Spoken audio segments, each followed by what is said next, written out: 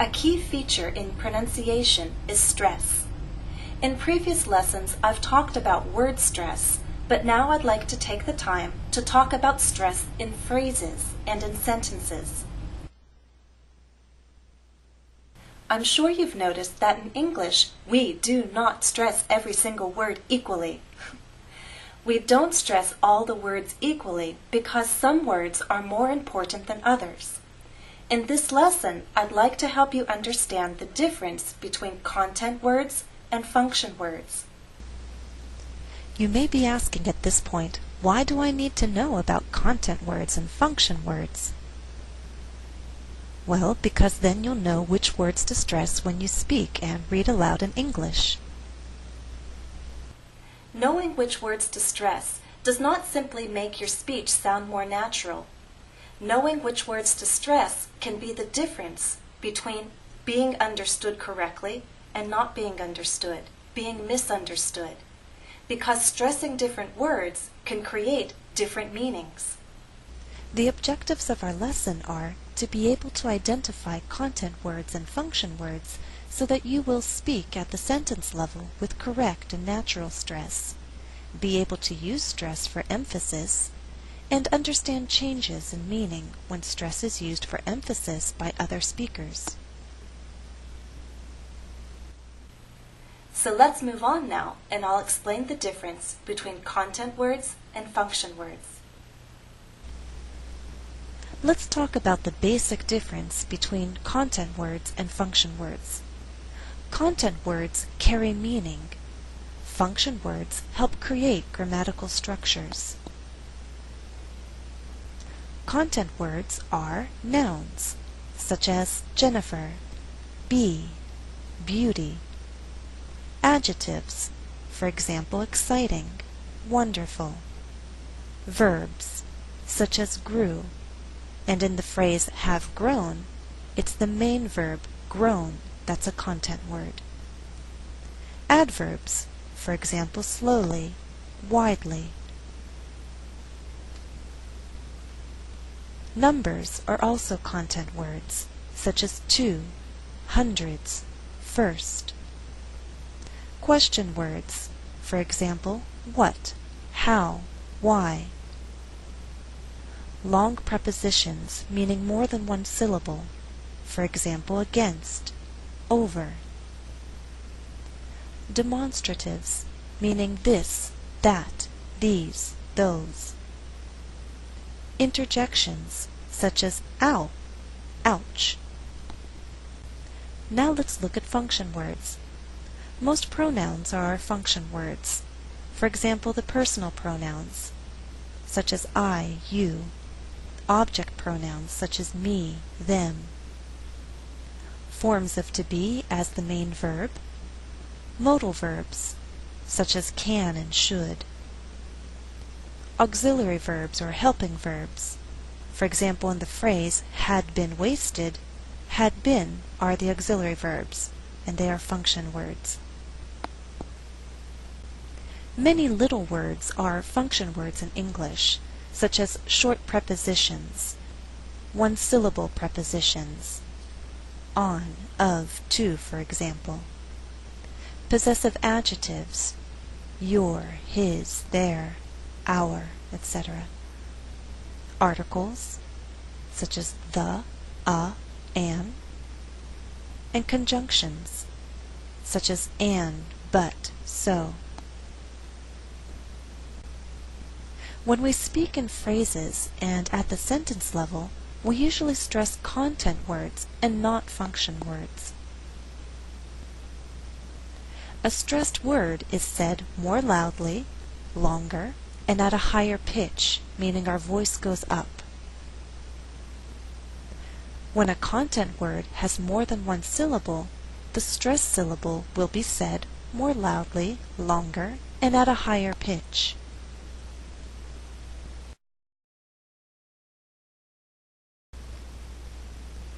Exercise 1. Listen and repeat. Be sure to stress the content words. Example: I choose to see all that is interesting and beautiful. the content words are marked in bold. In longer words, such as interesting and beautiful, I've underlined the stressed syllable, and I'll follow this practice throughout the lesson. Let's move on. As I read, I'm going to use the mouse to help you sense the rhythm of each sentence. Number 1. Autumn is coming. 2. The caterpillar answered in a bored tone. 3. I love to see the shining moon on a cool autumn night. 4. If you want a better view, climb upward. 5. The climb had been exhausting. 6. The caterpillar found itself being lifted into the wind.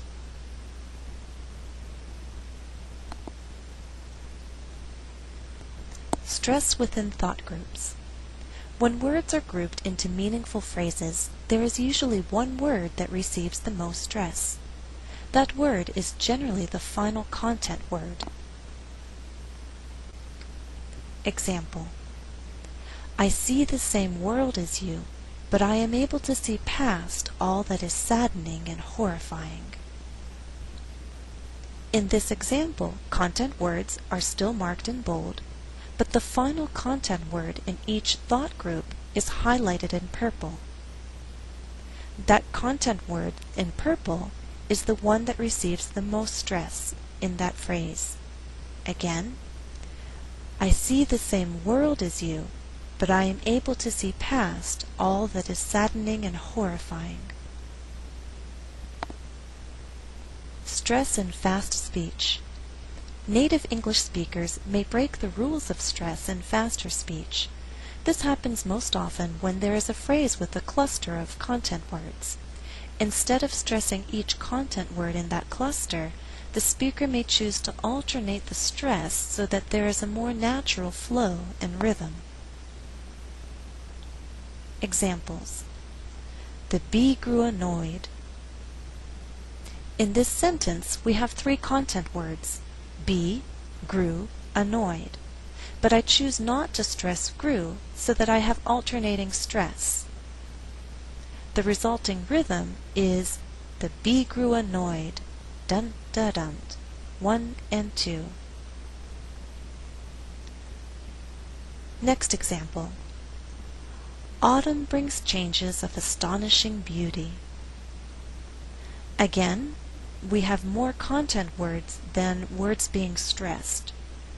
The verb brings is not stressed because I want to create a good rhythm in the sentence. I alternate the stress, and what results is a rhythm like this: dun da dun, dun da dun, 1 and 2 and 3 and 4. Autumn brings changes of astonishing beauty.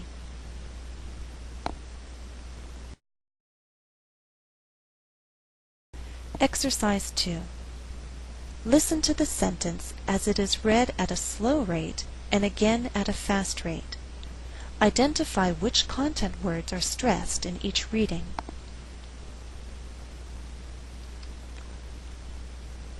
Reading 1. The ground grows hard, and the wind grows cold.